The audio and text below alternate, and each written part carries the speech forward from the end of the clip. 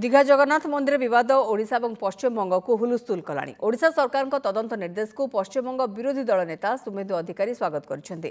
शुभेन्दु अधिकारी कहते पश्चिमबंग सरकार निम्न स्तर को खसाई दीघा मंदिर को जगन्नाथ धाम सांस्कृतिक केन्द्र भाव उपस्थापन करछन्ती। भक्तों को भ्रमित करने पश्चिमबंग सरकार एभली करछन्ती। पश्चिमबंग सरकार को दोमुहा नीतिर पर्दाफाश होगा उचित।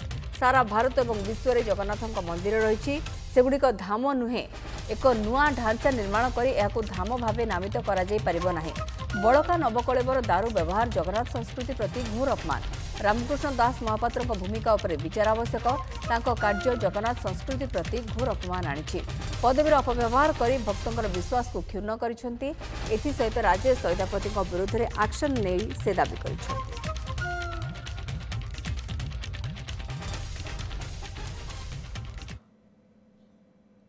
पंचम धाम करा जाए ना, कोनो জায়গায় সরকারি টাকায় ধর্মীয় প্রতিষ্ঠান করা যায় না। খাতায় কলমে এটার নাম হচ্ছে কালচারাল সেন্টার, ট্যুরিজমে একটা ভাস্কর্য। আপনি ধাম মাম লিখবেন, আমি তো সেদিন চ্যালেঞ্জ করেছিলাম যে আপনি টেম্পল লিখুন, মুখে বলছেন মন্দির বানিয়েছেন, টেম্পল লিখছেন না কেন? লিখবে না। কালচারাল সেন্টার লিখলে মিথ্যাচার ধরা পড়ে যাবে। উড়িষ্যা সরকারকে ধন্যবাদ জানাবো, তারা ইনকোয়ারি কমিশন বসিয়েছে এবং তাদের ক্রিমিনাল কেস করা উচিত। যে নিমকাট তৃণমূল চুরি করিয়েছে রাজেশ দৈতাপতিকে,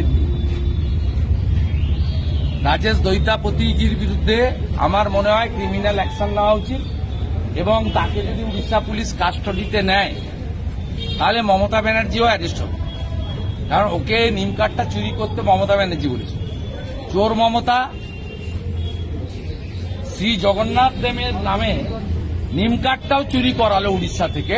এ লজ্জা রাখার জায়গা নেই। এটা বাংলা এবং বাঙালি ও হিন্দুদের লজ্জা।